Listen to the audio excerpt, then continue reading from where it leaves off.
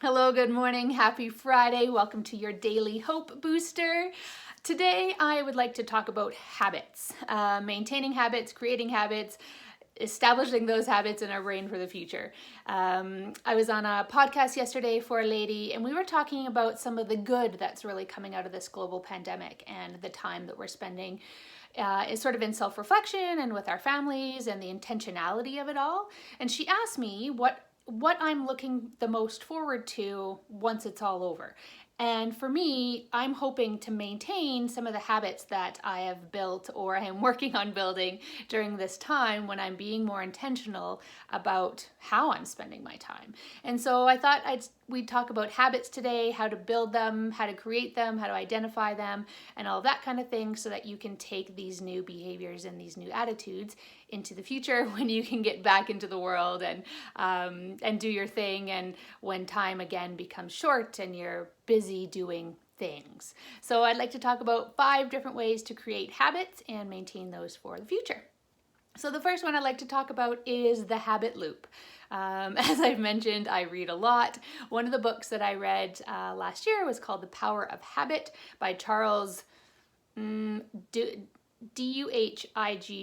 however a person might pronounce that last name. So The Power of Habit. And in this book, he talks about the habit loop, which is very simple. It is 3 things: the cue, the routine, and the reward. So the idea is that all of our habits are become automatic in our brain. Our brain picks up on a cue, it knows exactly what routine to follow, and then rewards you in some way for accomplishing that routine. So an example is, as most of you know, I have a really hard time putting feet to floor in the morning, and so I had to change the cue, routine, reward habit loop in order to get up in the morning. So the cue for me was my alarm going off with the same song that I'd had it on for months and months and months, probably years. And the routine was I'd hit the snooze button, the reward would be 9 more minutes of sleep. So I changed the cue. I simply changed the song. So my brain, when the alarm goes off, doesn't hear the same song go into autopilot and hit snooze. Now, when I hear this new song, my new routine is to get out of bed, and the reward is quality time by myself in the comfort and quietness of my home before the rest of my family is awake. So changing that cue, changing something as simple as changing the song on my alarm, allowed me to get my brain out of autopilot and start creating a new routine habit loop to get my butt out of bed in the morning. Okay, so the first one is changing the habit loop. The second one is you need to do these things consistently for X number of days. So depending on which expert you talk to, that number of days could be 21 days or 24 days or 66 days. The experts really haven't decided what the appropriate number of days is, but I will tell you that when I was a kid, my dad was helping me to encourage, to build habits, and he had me get a dozen eggs, so 12 eggs in a carton. And he had me put a popcorn kernel in each of the egg holder slots.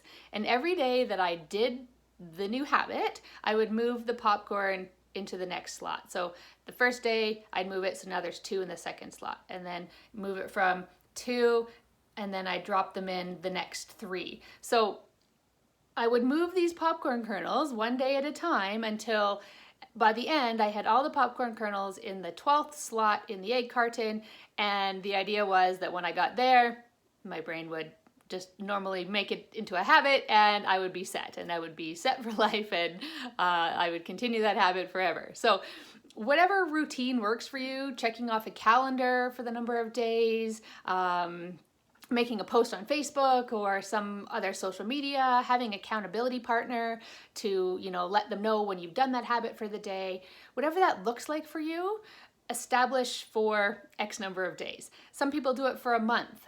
There's a lot of success and a feeling of accomplishment if you can stick to something for a month.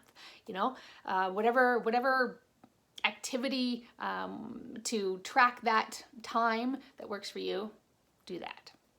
All right. We've talked about trying not to do all the things because we always want to do all the things. When you're trying to change a habit, start with one. Pick one thing. Don't do all the things. Start with one, master that, check all 30 days off on the calendar to do that one thing, and then move on to the next thing. The other thing you might want to do, the fourth tip for building a habit, is to start small. So pick one small thing, because once you can accomplish that small thing, it'll help build confidence for you to try the next thing, because now you know you can do it. You know that you changed one habit, so if you changed one, why can't you change more?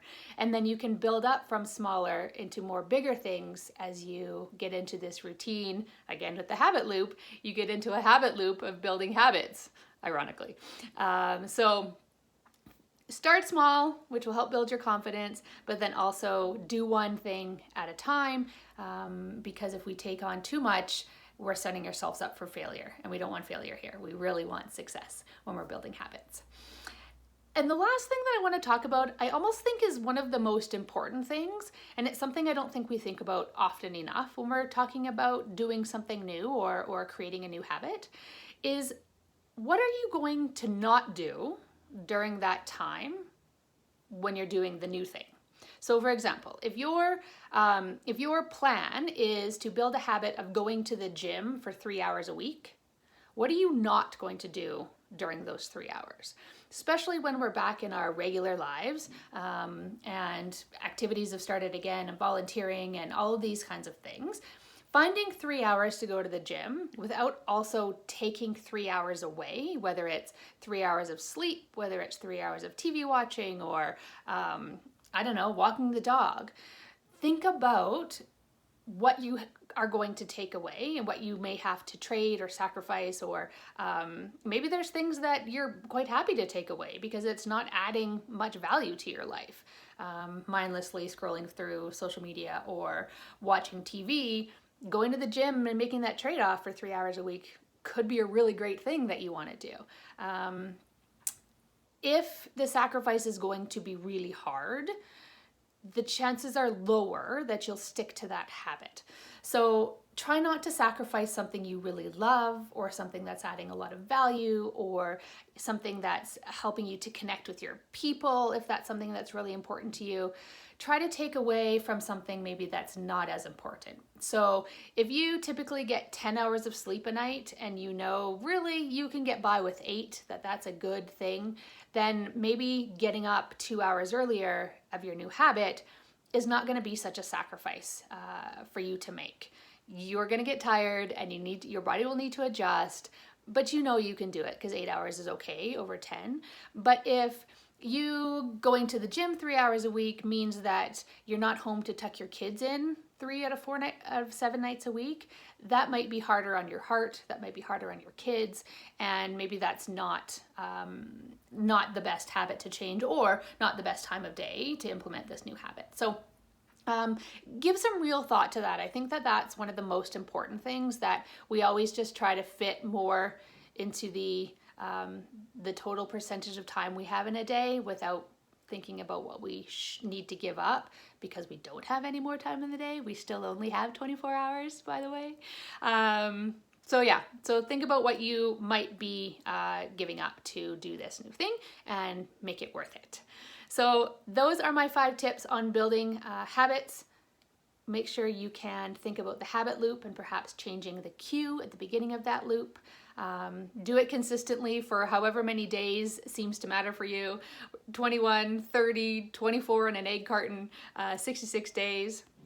Start small so you can build your confidence, and do only one thing at a time. And then most importantly, figure out what you might be sacrificing or what you're not going to do while you are doing this new thing.